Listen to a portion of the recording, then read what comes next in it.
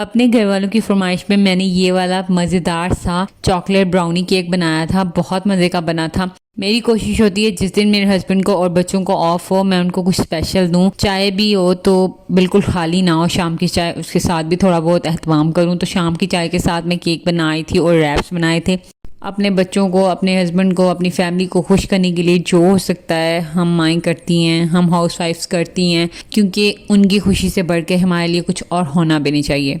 अच्छा, हम अपने बच्चों के लिए, अपने शौहर के लिए सुकून कल्ब होते हैं, मतलब कि उनकी कुल कायनात होते हैं।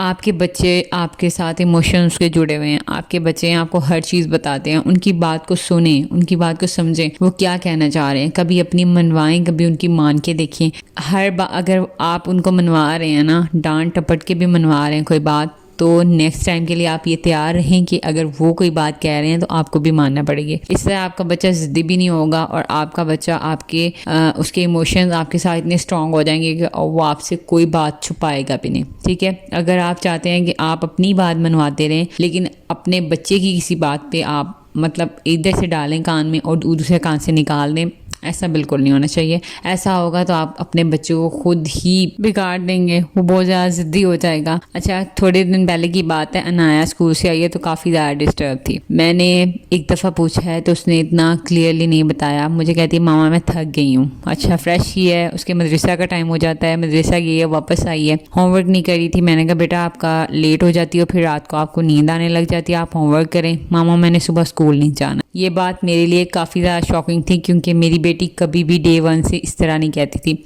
यहाँ पे मेरे पास आई हुई थी, मुझे कह रही थी मामा आज केक बना रही हैं, केक के ऊपर लिखे हैप्पी बर्थडे अनाया। उसकी बर्थडे तो नहीं थी, उसकी बर्थडे सितंबर में आती है, बट मैंने अपनी बेटी की खुशी के लिए लिख दिया। खैर, इसके लिखने से कुछ भी नहीं होगा, केक तो हमारे सबके पेट में चला जाना है। अच्छा, तो मैं आपको ये बता रही थी कि मेरे बहुत ज़्यादा इंसिस्ट करने पर उसने मुझे बताया कि उसकी कोई इस्लामियत की मैम है जो उसके साथ बहुत स्ट्रिक्टली बिहेव करती हैं, क्लास के सामने खड़ा करके उसको इंसल्ट करती हैं, जो कि उसको बहुत बुरा लगता है। ठीक है, सो ये चीज़ तो मेरे लिए नाकाबिले बर्दाश्त थी। मैं दूसरे ही दिन ऑफिस गई हूँ, अगर मैं उस चीज़ को बहुत पोलाइटली लेती तो शायद नेक्स्ट टाइम मुझे खुल के कोई बात ना बताती, या फिर अगर मैं उसको समझाती कि टीचर स्ट्रिक्ट भी होते हैं तो आप कोई बात नहीं, आपने गलती की होगी, आपकी गलती होगी। मैं इस चीज़ को बिल्कुल भी बर्दाश्त नहीं कर सकती कि मेरी बेटी की कोई मेंटल हेल्थ को डिस्टर्ब करे। मैं दूसरे ही दिन ऑफिस गई हूँ, मैंने ऑफिस जाकर प्रिंसिपल से बात की है और बात करने पे मुझे पता चला है कि उन टीचर की और भी बहुत ज़्यादा पेरेंट्स कंप्लेन कर रहे हैं कि वो इस तरह से बच्चों के साथ बिहेव कर रही हैं। मतलब कि अपने घर की फ्रस्ट्रेशन वो बच्चों पे आके निकाल रही होती थी, जो कि बहुत ही बुरी बात है। अगर कोई मसला है तो आप अपने घर तक छोड़ के आए, बच्चों पे आके उस चीज़ की